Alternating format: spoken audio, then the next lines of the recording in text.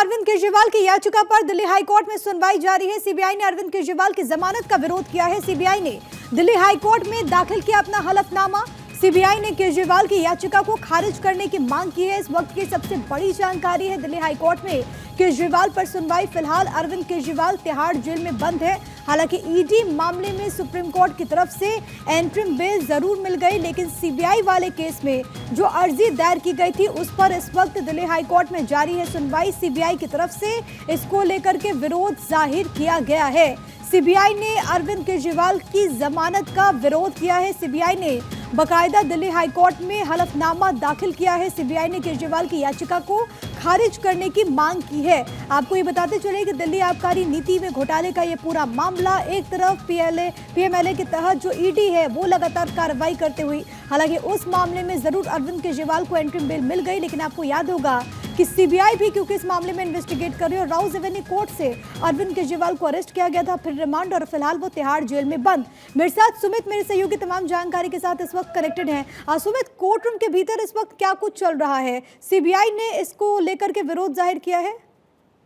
जी बिल्कुल प्रिया, मैं आपको ताजा अपडेट दे दूं कि सीएम केजरीवाल की याचिका पर दिल्ली हाईकोर्ट में सुनवाई पूरी हो गई है और जो सीबीआई की गिरफ्तारी को चुनौती देने वाली जो याचिका है उस पर दिल्ली हाईकोर्ट ने फैसला सुरक्षित रख लिया है। केजरीवाल के जो वकील हैं वो अंतरिम जमानत की मांग कर रहे थे, उस पर भी दिल्ली हाई कोर्ट ने अपना फैसला सुरक्षित रख लिया है। जो नियमित जमानत है सीबीआई केस में उस पर दिल्ली हाई कोर्ट 29 जुलाई को सुनवाई करेगा। यानी कि सीबीआई की गिरफ्तारी को जो चैलेंज करने वाली जो याचिका है उस पर दिल्ली हाई कोर्ट ने फैसला सुरक्षित रख लिया है।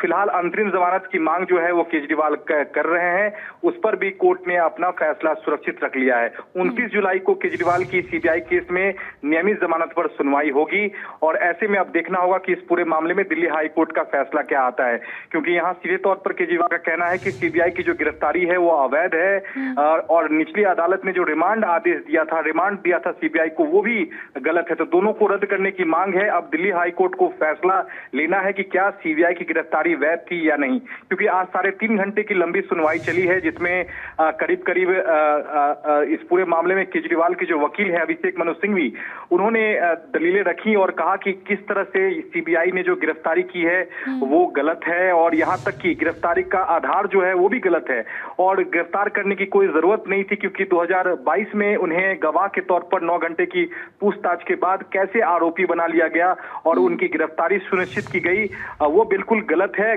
गिरफ्तारी का आधार जो है वो सीबीआई ने केजरीवाल को बताया भी नहीं है। तो निश्चित तौर पर यहाँ केजरीवाल के जो वकील हैं वो गिरफ्तारी को अवैध बता रहे हैं, लेकिन सीबीआई के वकील डीपी सिंह ने ये तौर पर कहा है कि हमें आरोपी को बताने की जरूरत नहीं है कि गिरफ्तारी का क्या आधार है, क्योंकि सीबीआई जो है वो सीबीआई को अप्रैल महीने में ही सरकार से केजरीवाल के खिलाफ केस चलाने की मंजूरी मिली थी और अंतिम जमानत 10 मई को जब केजरीवाल को मिली थी तो सीबीआई ने संयम बरता था, क्योंकि उस वक्त चुनाव कैंपेनिंग चल रहे थे और कैंपेनिंग खत्म होने के बाद ये गिरफ्तारी की प्रक्रिया शुरू की गई है।